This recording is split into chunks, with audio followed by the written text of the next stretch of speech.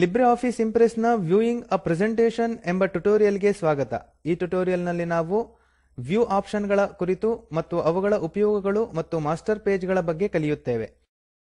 ಇಲ್ಲಿ ನಾವು Ubuntu Linux 10.4 ಮತ್ತು ಲಿಬ್ರೆ ಆಫೀಸ್ ಆವೃತ್ತಿ 334 ಅನ್ನು ಉಪಯೋಗಿಸುತ್ತಿದ್ದೇವೆ. ನಾವು ಮೊದಲು ನಮ್ಮ ಪ್ರೆಸೆಂಟೇಷನ್ ಆದ ಸ್ಯಾಂಪಲ್ ಇಂಪ್ರೆಸ್ ಅನ್ನು ಅದರ ಮೇಲೆ 2 ಬಾರಿ ಕ್ಲಿಕ್ ಮಾಡುವ ಮೂಲಕ ತೆರೆಯೋಣ. ಲಿಬ್ರೆ ಆಫೀಸ್ ಇಂಪ್ರೆಸ್ ಅನೇಕ ವ್ಯೂಯಿಂಗ್ ಆಯ್ಕೆಗಳನ್ನು ಹೊಂದಿದೆ. ಅದು ನಿಮಗೆ ಉತ್ತಮ ಪ್ರೆಸೆಂಟೇಷನ್ ತಯಾರಿಸಲು ಸಹಾಯ ಮಾಡುತ್ತದೆ. ನೀವು ಲಿಬ್ರೆ ಆಫೀಸ್ ಇಂಪ್ರೆಸ್ ಪ್ರಾರಂಭಿಸಿದಾಗ ಡಿಫಾಲ್ಟ್ ಆಗಿ ಅದು ಹೀಗೆ ಕಾಣುತ್ತದೆ.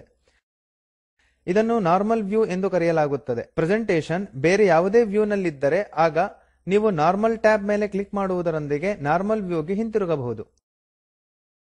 ಅಥವಾ ವ್ಯೂ ಮತ್ತು ನಾರ್ಮಲ್ ಮೇಲೆ ಕ್ಲಿಕ್ ಮಾಡುವುದರೊಂದಿಗೆ ನಾರ್ಮಲ್ ವ್ಯೂ ನಲ್ಲಿ ನೀವು ಸ್ಲೈಡ್ ಗಳನ್ನು ರಚಿಸಬಹುದು ಮತ್ತು ಪರಿಷ್ಕರಿಸಬಹುದು. ಉದಾಹರಣೆಗೆ ನಾವು ಸ್ಲೈಡ್ ಗಳ ಡಿಸೈನ್ ಬದಲಿಸಬಹುದು. ಇದನ್ನು ಮಾಡಲು ಓವರ್ ವ್ಯೂ ಶೀರ್ಷಿಕೆಯ ಸ್ಲೈಡ್ ಗೆ ಹೋಗಿರಿ. ಬಲಬದಿಗೆ ಟಾಸ್ಕ್ ಪೇನ್ ನಲ್ಲಿ ಮಾಸ್ಟರ್ ಪೇಜಸ್ ಸೆಕ್ಷನ್ ನಲ್ಲಿ ಯೂಸ್ಡ್ ಇನ್ ದಿಸ್ ಪ್ರೆಸೆಂಟೇಷನ್ ನ ಕೆಳಗೆ ನಾವು ಸ್ಲೈಡ್ ಡಿಸೈನ್ ಅನ್ನು PRS ಸ್ಟ್ರಾಟಜಿ ಆಗಿ ಕಾಣಬಹುದು. ಇದರ ಕೆಳಗೆ ನಾವು ರೀಸೆಂಟ್ಲಿ ಯೂಸ್ಡ್ ಮತ್ತು ಅವೈಲಬಲ್ ಫಾರ್ ಯೂಸ್ ಎಂಬ ಸ್ಲೈಡ್ ಡಿಸೈನ್ ಗಳನ್ನು ಕಾಣಬಹುದು. ನೀವು ಯಾವುದೇ ಆಯ್ಕೆಯ ಮೇಲೆ ಕ್ಲಿಕ್ ಮಾಡಿರಿ. ವರ್ಕ್ ಸ್ಪೇಸ್ ಪ್ಯಾನ್ ನಲ್ಲಿ ಸ್ಲೈಡ್ ಡಿಸೈನ್ ಬದಲಾಗುವುದನ್ನು ಗುರುತಿಸಿ. ನೋಡಿ, ಸ್ಲೈಡ್ ಡಿಸೈನ್ ಬದಲಿಸುವುದು ಎಷ್ಟು ಸುಲಭವಾಗಿದೆ.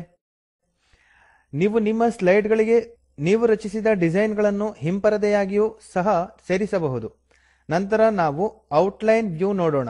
ನೀವು ಈ ವ್ಯೂಗೆ ವ್ಯೂ ಮೇಲೆ ಅಥವಾ ಔಟ್ಲೈನ್ ಮೇಲೆ ಕ್ಲಿಕ್ ಮಾಡಿ ಹೋಗಬಹುದು. ಅಥವಾ ಔಟ್ಲೈನ್ ಟ್ಯಾಬ್ ಮೇಲೆ ಕ್ಲಿಕ್ ಮಾಡುವುದರಿಂದಲೂ ಸಹ ಹೋಗಬಹುದು.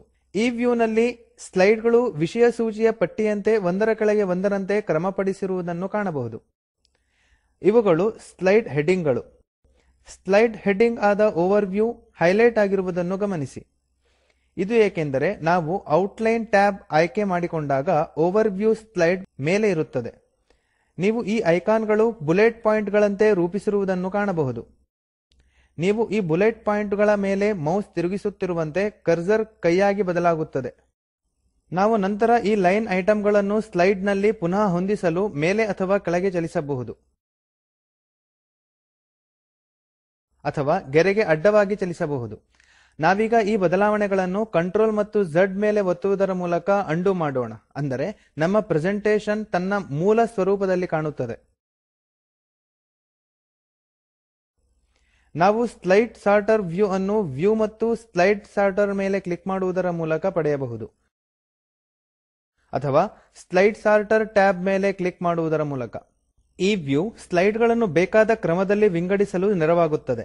ಉದಾಹರಣೆಗೆ ಸ್ಲೈಡ್ ಸಂಖ್ಯೆ 9 ಮತ್ತು 10 ಅನ್ನು ಆಂತರಿಕವಾಗಿ ಬದಲಾಯಿಸಲು ಸ್ಲೈಡ್ ಸಂಖ್ಯೆ 10 ಮೇಲೆ ಕ್ಲಿಕ್ ಮಾಡಿರಿ ಮತ್ತು ಸ್ಲೈಡ್ ಅನ್ನು ಸ್ಲೈಡ್ ಸಂಖ್ಯೆ 9 ಅನ್ನು ಮುಂದೆ ಎಳೆಯಿರಿ.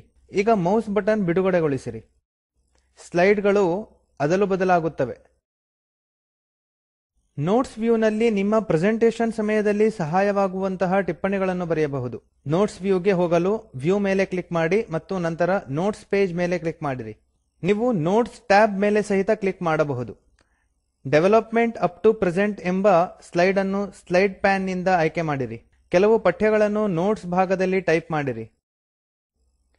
ನಿಮ್ಮ ಸ್ಲೈಡ್ ಗಳು ಪ್ರೊಜೆಕ್ಟರ್ ಮೇಲೆ ಕಾಣಿಸಿದಾಗ ನೀವು ನಿಮ್ಮ ನೋಟ್ಸ್ ಗಳನ್ನು ಈಗಲೂ ಕಾಣಲು ಸಾಧ್ಯವಾಗುತ್ತೀರಿ, ಆದರೆ ನಿಮ್ಮ ಪ್ರೇಕ್ಷಕರಿಗೆ ಕಾಣಿಸುವುದಿಲ್ಲ. ನಾವೀಗ ನಾರ್ಮಲ್ ಟ್ಯಾಬ್ ಮೇಲೆ ಕ್ಲಿಕ್ ಮಾಡೋಣ. ನಾವು ಟಾಸ್ಕ್ ಗಳ ಪೇನ್ ನಲ್ಲಿ ಲೇಔಟ್ ಸೆಕ್ಷನ್ ನಲ್ಲಿ ಪ್ರೆಸೆಂಟೇಷನ್ ಲೇಔಟ್ ಅನ್ನು ಬದಲಿಸಬಹುದು. ಟಾಸ್ಕ್ ಪೇನ್ ಕಾಣಲು ಮತ್ತು ಮುಚ್ಚಲು ವ್ಯೂ ಮತ್ತು ಟಾಸ್ಕ್ ಪೇನ್ ಮೇಲೆ ಕ್ಲಿಕ್ ಮಾಡಿರಿ. ಇದು ಟಾಸ್ಕ್ ಪೇನ್ ಅನ್ನು ತೋರಿಸುತ್ತದೆ ಅಥವಾ ಮುಚ್ಚುತ್ತದೆ. ಸ್ಲೈಡ್ ಲೇಔಟ್ ಅನ್ನು ಬದಲಿಸಲು ನಾವೀಗ ಲೇಔಟ್ ಸೆಕ್ಷನ್ ಅನ್ನು ಉಪಯೋಗಿಸೋಣ. ಡೆವಲಪ್ಮೆಂಟ್ ಅಪ್ ಟು ಪ್ರೆಸೆಂಟ್ ಹೆಸರಿನ ಸ್ಲೈಡ್ ಆಯ್ಕೆ ಮಾಡಿರಿ. ಲೇಔಟ್ ಸೆಕ್ಷನ್ ನಿಂದ ವಿಷಯ ಸೂಚಿಯಲ್ಲಿನ ಟೈಟಲ್ ಕಂಟೆಂಟ್ ಆಯ್ಕೆ ಮಾಡಿರಿ. ಇದು ಸ್ಲೈಡ್ ಲೇಔಟ್ ಅನ್ನು ಬದಲಿಸುತ್ತದೆ. ಈಗ ನಾವು ಈ ಟ್ಯುಟೋರಿಯಲ್ ನ ಅಂತ್ಯಕ್ಕೆ ಬಂದಿದ್ದೇವೆ. ಸಾರಾಂಶವಾಗಿ ಹೇಳುವುದಾದರೆ ನಾವು ವ್ಯೂ ಆಪ್ಷನ್ ಮತ್ತು ಅದರ ಉಪಯೋಗಗಳು ಮತ್ತು ಮಾಸ್ಟರ್ ಪೇಜಸ್ ಕುರಿತು ಕಲಿತೆವು. ಮಾಡಬೇಕಾದ ಅಭ್ಯಾಸಗಳು: ಒಂದು ಹೊಸ ಪ್ರೆಸೆಂಟೇಷನ್ ರಚಿಸಿರಿ. ಗಾಢ ನೀಲಿ ಬ್ಯಾಕ್ಗ್ರೌಂಡ್ ಮತ್ತು ತಿಳಿ ನೀಲಿ ಶೀರ್ಷಿಕೆ ಪ್ರದೇಶದ ಒಂದು ಮಾಸ್ಟರ್ ರಚಿಸಿರಿ. ಕೆಳಗಿನ ಲಿಂಕ್ ನಲ್ಲಿರುವ ವಿಡಿಯೋವನ್ನು ನೋಡಿ. ಇದು ಸ್ಪೋಕನ್ ಟ್ಯುಟೋರಿಯಲ್ ನ ಸಾರಾಂಶವನ್ನು ಹೇಳುತ್ತದೆ. ನಿಮ್ಮಲ್ಲಿ ಉತ್ತಮ ಬ್ಯಾಂಡ್ವಿಡ್ತ್ ಇಲ್ಲವಾದಲ್ಲಿ ಇದನ್ನು ಡೌನ್ಲೋಡ್ ಮಾಡಿ ನೋಡಿ. ಈ ಪಾಠವನ್ನಾಧಾರಿಸಿ ಸ್ಪೋಕನ್ ಟ್ಯುಟೋರಿಯಲ್ ಗಣವು ಕಾರ್ಯಶಾಲೆಯನ್ನು ನಡೆಸುತ್ತದೆ.